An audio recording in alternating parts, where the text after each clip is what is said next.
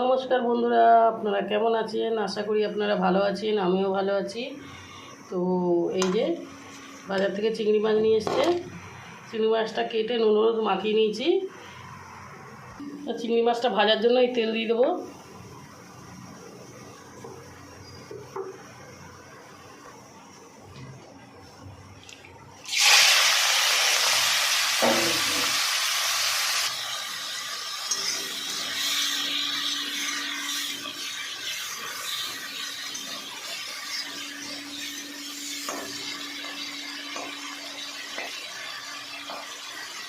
বন্ধুরা, এই মশলাটা করে নেবো আমি। এখানে জিরে, গোলমরিচ, কাঁচা লঙ্কা বেটে নেবো।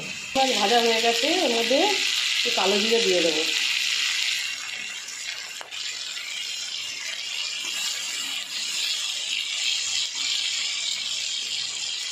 বন্ধুরা, এই যে এবার আমি কচুটা দিয়ে দেবো।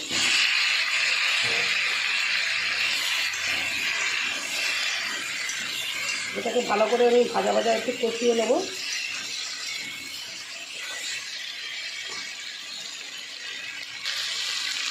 নুন দিয়ে দেবো।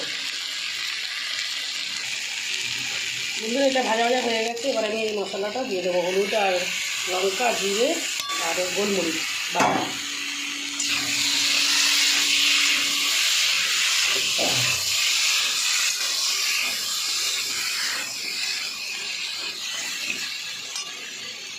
তো বন্ধুরা, আমি জল দিয়ে দিলাম, আর একটু দেবো।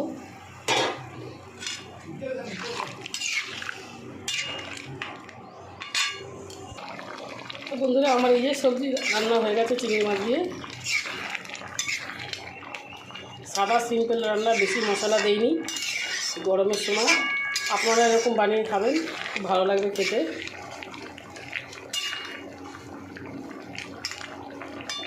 আমার ভিডিওটা ভালো লাগলে আপনারা লাইক, শেয়ার, কমেন্ট করে দেবেন বন্ধুরা, সাবস্ক্রাইব করে দেবেন বন্ধুরা। নমস্কার বন্ধুরা।